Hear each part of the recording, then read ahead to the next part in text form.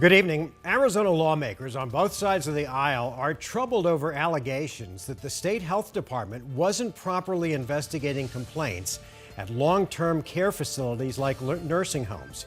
It's our top story tonight at 6. Thanks for joining us, everyone. I'm Mark Curtis. And I'm Tram Mai. The disturbing allegations, including abuse and neglect, came out in a state audit last month. Now lawmakers are demanding big changes within the health department.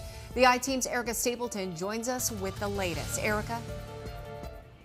Hey guys, the Auditor General's findings were so troubling that lawmakers now want to see the Attorney General's office look into this to see if there was any sort of criminal neglect. There appeared to be an intentional decision to not conduct these investigations. The Auditor General's office saying the state health department's failure to investigate complaints at nursing homes was systematic, raising red flags for this joint legislative committee. Does a criminal complaint need to be filed against anybody from the department because of this?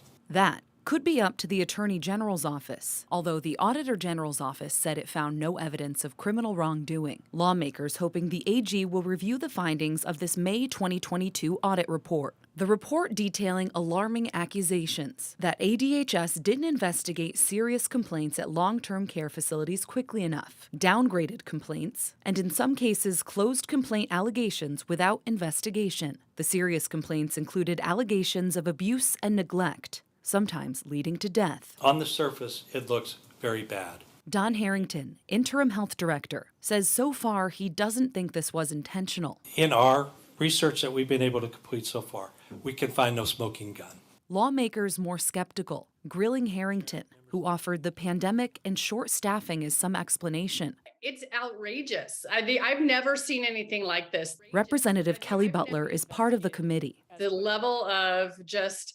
incompetence is astonishing. The audit findings also raising concerns over quality of care at state licensed facilities. If you don't know how many you've done or not done or how many you failed, to me that means they're getting a free pass and they're just staying open. The allegations stem from a review of department records from July 2019 to April 2021. This new audit report, a follow-up to a 2019 audit that already found concerns with complaint investigations. The latest investigation found the health department made none of the recommended changes.